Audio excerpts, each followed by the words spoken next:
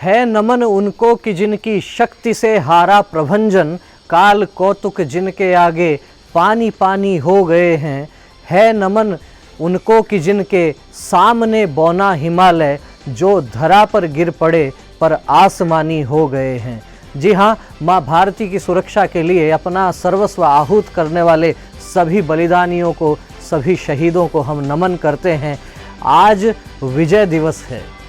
जी हाँ, आज के ठीक 50 वर्ष पहले 16 दिसंबर 1971, याद कीजिए वह दिन जो केवल भारत ही नहीं अपितु पूरे विश्व में भारत की कीर्ति पताका को जिसने सर्वोच्च शिखर पर लहराया, भारतीय सेना का अदम्य साहस और पराक्रम पूरे विश्व के लिए एक नजीर बन गया था। अवसर था बांग्लादेश की मुक्ति का।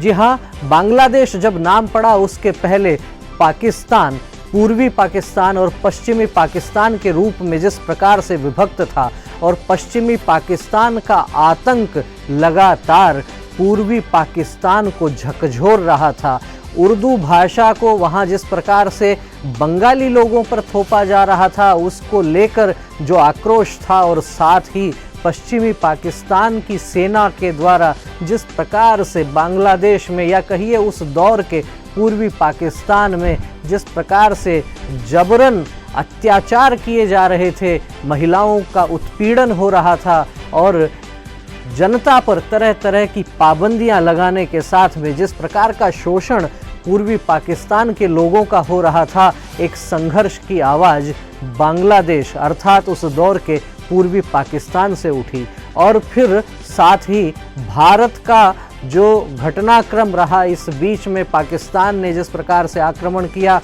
मुक्ति वाहिनी अपने स्तर पर काम कर रही थी, भारतीय फौजें वहाँ पश्चिमी पाकिस्तान से जो अत्याचार से पीड़ित जनता थी उनको मुक्त कराने के लिए, उनके मानवाधिकारों की रक्षा के लिए जिस प्रकार से मैदान में आई और जो सारा युद्ध हुआ, उस युद्ध की घटनाओं को तो आपने अनेक बार देखा और सुना होगा। हम इस विषय को आगे बढ़ाएं उसके पहले एक बार जानते हैं कर्नल धनेश जी गोयल का इस विषय में क्या कहना है। ये विजय दिवस है।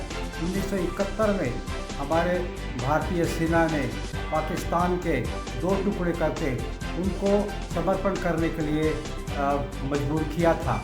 समर्पण में न्याजी ने बांग्लादेश में अपने 93,000 सैनिकों के साथ भारतवर्ष के सेना के सम्मुख समर्पण किया।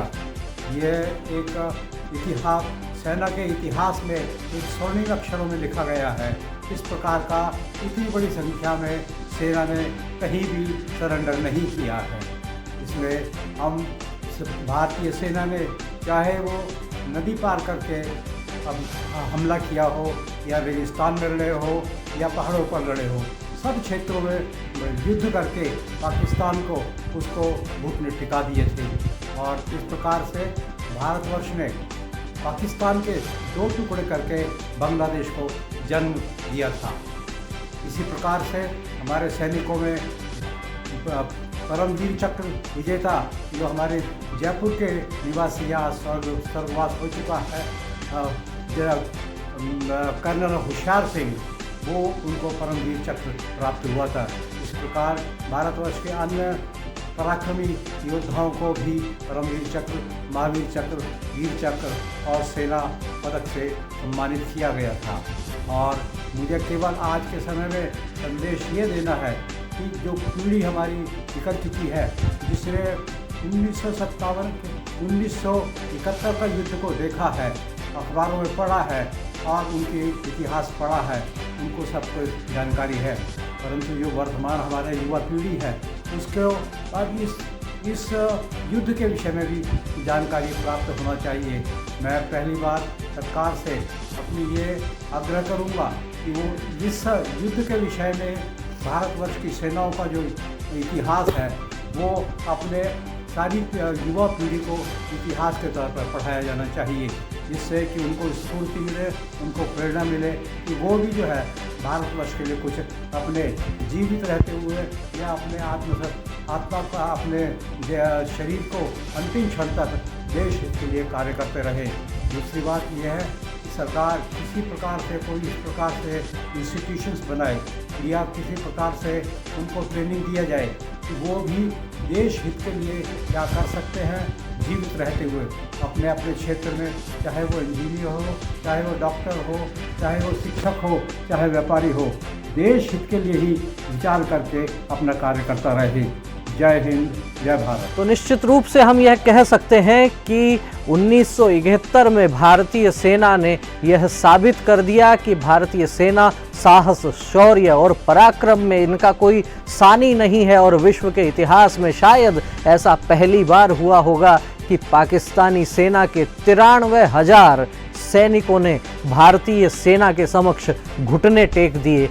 अपने आप को उन्होंने असहाय मानकर भारतीय सेना के सामने जिस प्रकार से उन्होंने आत्मसमर्पण किया, भारतीय सेना का मनोबल जिस तरह से बढ़ा, वह तो एक बात है, लेकिन साथ ही भारतीय नागरिक आज भी उस विषय को देखकर और उस बात को जानकर, उस बात को याद करके गौरवान्वित होते हैं और गौरव करते हैं अपनी सेना पर। आइए जानते हैं भारतीय सेना से जुड़े रहे कर्नल RK अग्रवाल जी का इस विषय में क्या कहना है।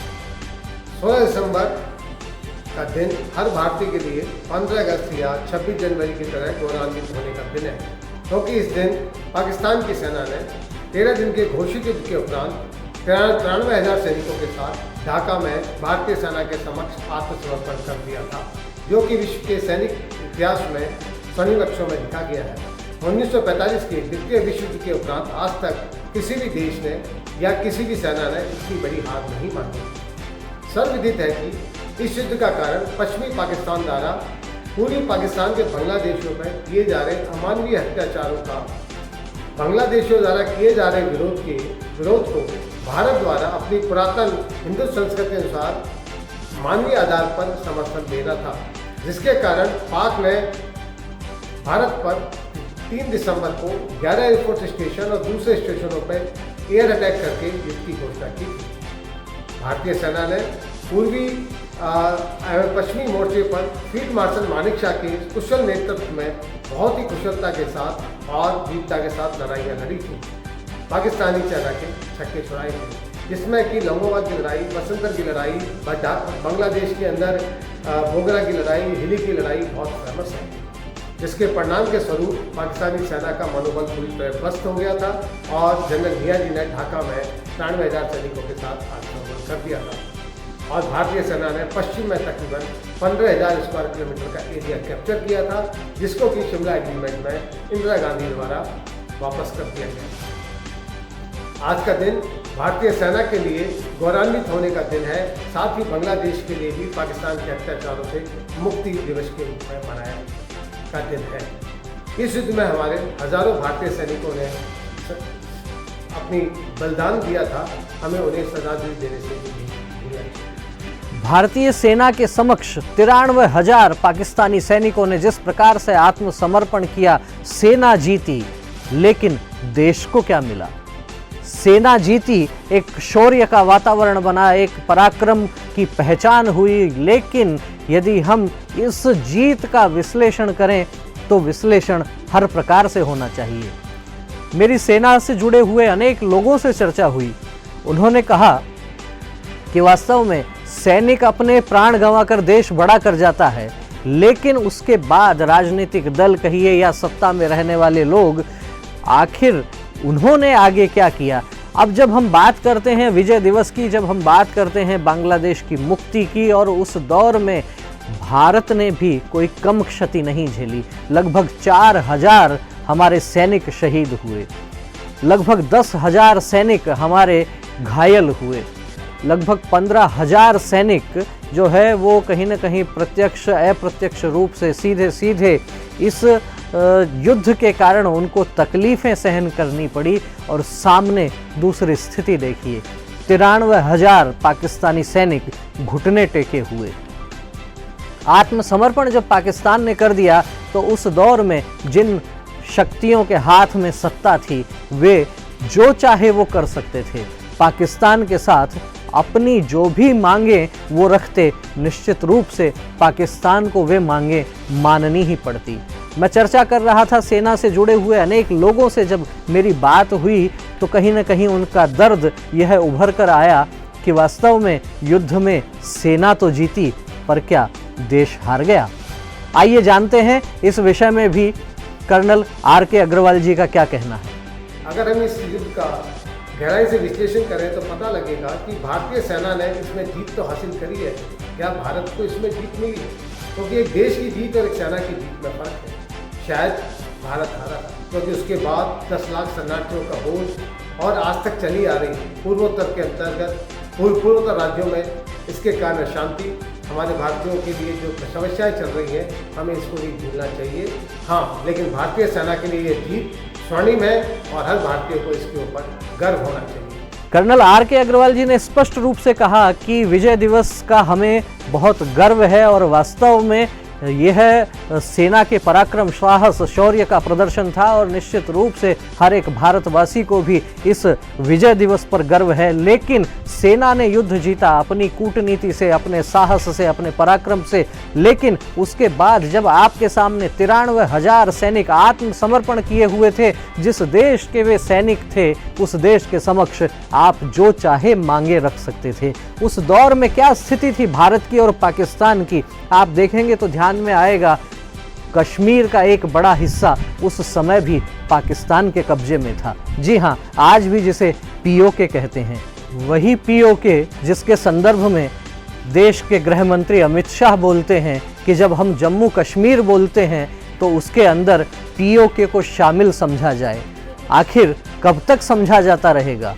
क्या 1971 में आपके पास वह समय नहीं था जब आप पाकिस्तान को कहते कि POK खाली करो और 93,000 सैनिकों को अपने साथ ले जाओ? क्या उस समय पाकिस्तान की समस्या का पूरी तरह से समाधान नहीं हो सकता था?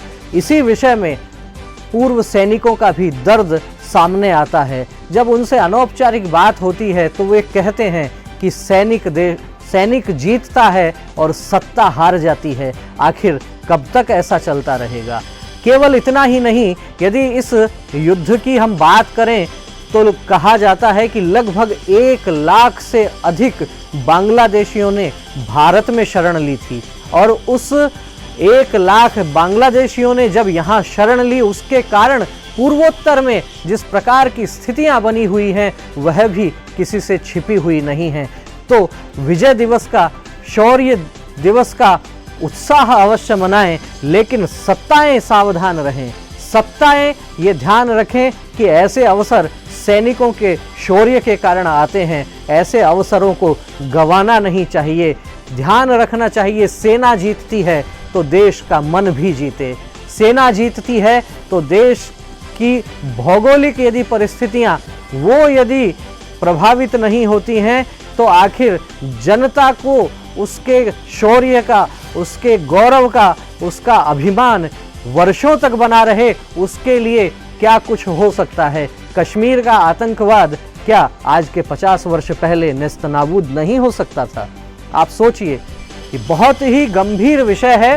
सेना वास्तव में अपने अतुल्य पराक्रम के कारण जिस प्रकार से जो अपने शौर्य का प्रदर्शन करती है, अपनी जीवन को संकट में डालकर माँ भारती की रक्षा के लिए जो सैनिक दिन रात बिना किसी सुख सुविधा की लालसा के सीमा पर डटे रहते हैं और काम करते हैं, यदि उनके साहस के साथ में कूटनीति भी ठीक से यदि काम करने लग जाए तो निश्चित रूप से स्थितियां बदल सकती हैं। मुझे याद आती हैं डॉक्टर हरिओम पवार की वो पंक्तियां कि हमको अपने खट्टे मीठे बोल बदलना आता है, हमको अब भी दुनिया का भूगोल बदलना आता है। ये दुनिया का भूगोल भारतीय सैनिकों ने बदल के दिखाया। ऐसे सभी वीर सैनिकों को हम एक बार पुनः प्रणाम करते हैं, उन सभी हुतात्माओं को हम प्रणाम करते हैं और जिन सैनिकों ने उस युद्ध में अपना सर्वस्व न्यौछावर किया, अपनी भूमिका का निर्वहन किया, उन सबके चरणों में हम एक बार पुनः प्रणाम करते हैं और आपसे आग्रह यह करते हैं कि यदि आपको यह वीडियो अच्छा लगा हो तो इसे लाइक कीजिए, कमेंट करके अपनी प्रतिक्रियाओं से हमें अवश्य अवगत करवाइए और यदि द विवेक व्यूज को आपने अभी तक सब्सक्राइब नहीं किया है तो सबसे पहले इस चैनल को सब्सक्राइब कीजिए, फिर मिलेंगे जल्दी ही एक नए विषय के साथ, एक नए वीडियो के साथ। तब तक आप देखते रहिए द विवेक व्यूज। नमस्कार।